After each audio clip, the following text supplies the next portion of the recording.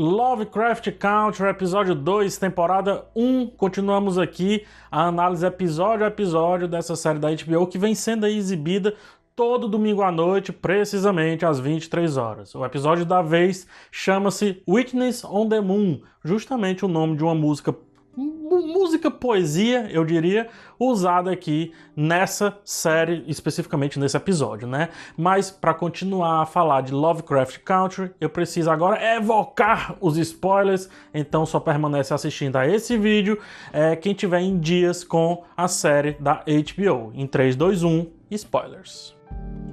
Vamos logo aí para a grande explosão de cabeça da semana, porque aparentemente o tio George, o Uncle George, morreu.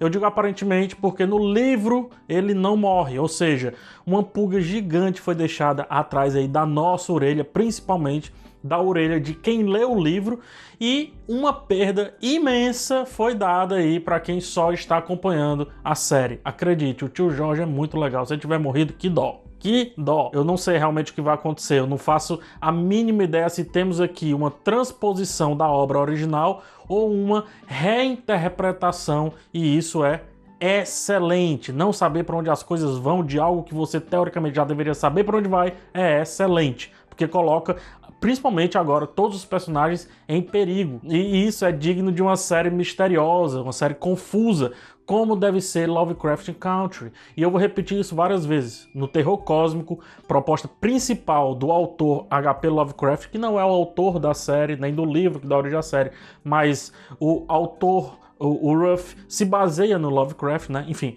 tudo realmente aqui em mundos que evocam Lovecraft, tudo realmente deve estar em perigo e pouco precisa ser feito para fazer sentido. Pouco precisa ser feito para fazer sentido. A gente precisa estar sempre no limiar entre o real e o imaginário. Ou melhor, o imaginado, aquilo que é imaginado, não só o imaginário em si, né? Sobre o que eu vou falar um pouquinho mais pra frente. Só para completar esse lance aqui do tio George, ele morrer faz muito sentido justamente pelo diálogo com o suposto pai do Tic, né? Que, conforme vimos de maneira literal nesse episódio, o pai do Tic pode ser o próprio George, o tio George, né?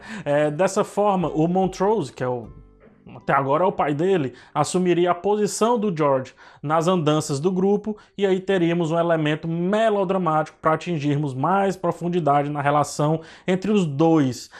Na verdade, na relação entre os três, o Tic, o Montrose e o tio George. Ou simplesmente o tio George volta e você joga esse começo desse vídeo aqui todo no lixo. A música que toca na morte dele, na suposta morte dele, dá duas pistas. Pista número 1 é que ele morreu mesmo, porque a música é tipo alguém realmente pedindo pra ir embora, pra achar o caminho, ir embora e etc, né? E a pista número 2 é que talvez ele só tenha saído daquela confusão pra ver a verdade, o que faz total sentido com esse lance aí do imaginário, do real, do irreal, ou seja, ele estava no universo da loucura, uma loucura sempre sugerida ali nas obras do Lovecraft, como eu já falei. A música que eu falei agora se chama River, do Leon Bridges, que em dado momento fala: eu quero ir, eu quero saber, eu preciso saber, me leve ao seu rio, né? Por isso aí, River. E isso, obviamente, falando para Deus, né? Pedindo, clamando para Deus, justamente um episódio que apelou bastante, no bom sentido da palavra, para várias referências bíblicas,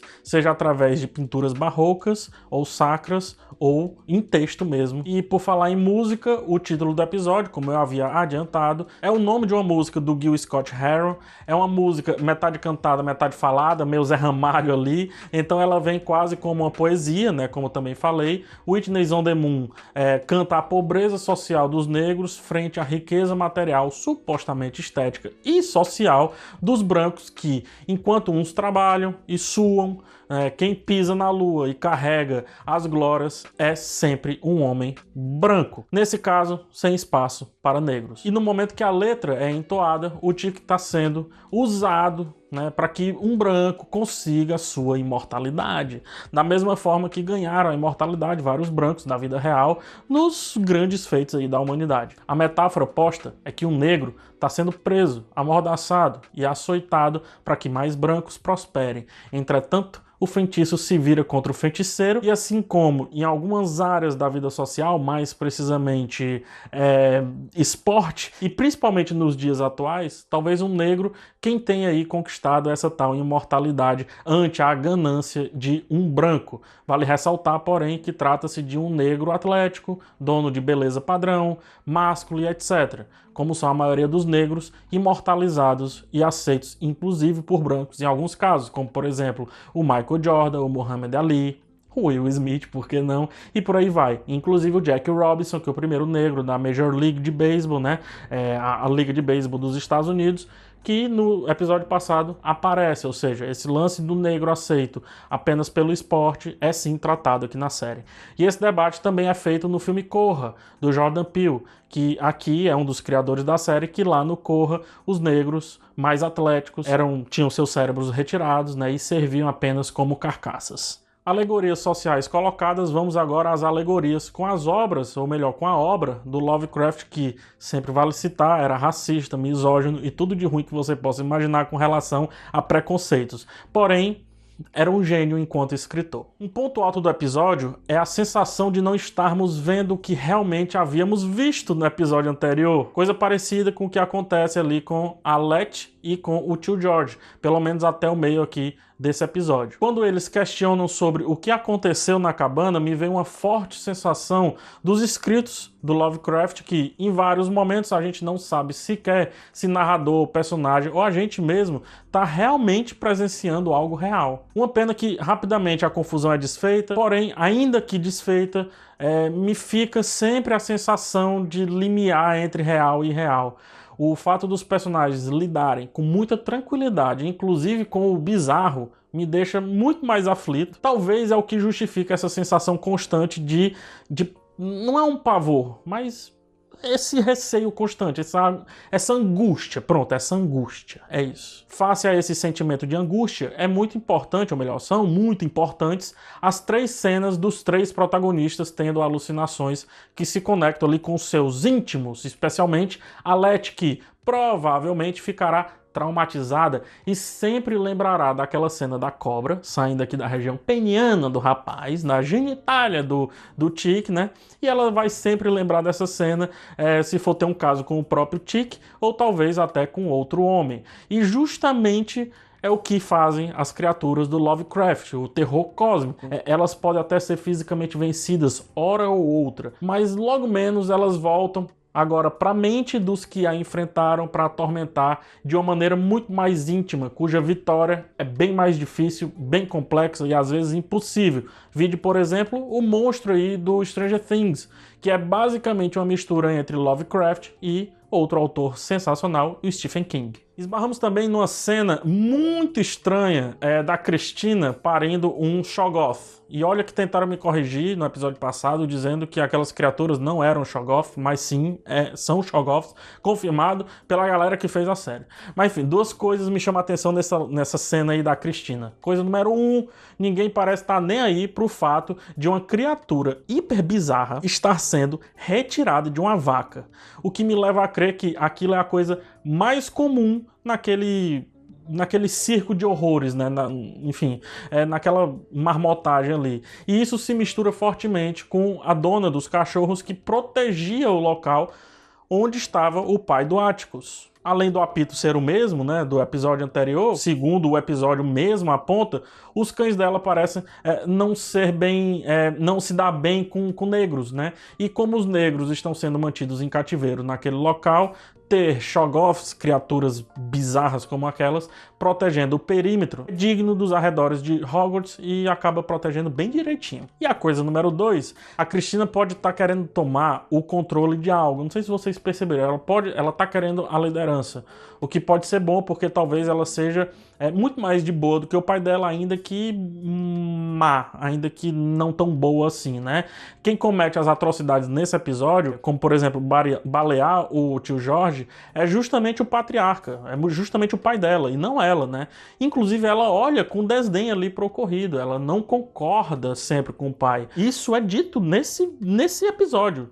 Ó, tá vendo? A gente nem concorda, dificilmente a gente concorda e coisa e tal. E vale dizer que no livro ela é uma personagem masculina, né? Ou seja, Essa mudança traz aí um adendo interessante para a relação dela com o pai e com os filhos de Adão, né? Aceita lá. E como ela é mulher, ela não pode participar das situações como um todo, então ela fica chateada com isso. Essa discussão da mulher naquela época começa aí a ser levemente, né, posta pela autora Misha Green, e acredito que vai crescer nos próximos episódios. Mas enfim, para finalizar, algo me chamou muita atenção. Parecia que eu estava assistindo algo com a estética do Jordan Peele, né, que eu já falei, misturado com a do filme Midsommar, que é do Ari Aster. Tudo é muito suspeito, tudo é muito estranho. Nada parece ser realmente, ou melhor, fazer realmente 100% de sentido para aquilo que se propõe. Parece que estão brincando conosco o tempo inteiro. Assim como no filme Corra, os personagens são recebidos por brancos, participam da mesma mesa que eles, e os que lá estão não parecem se importar tanto com a presença ali dos negros.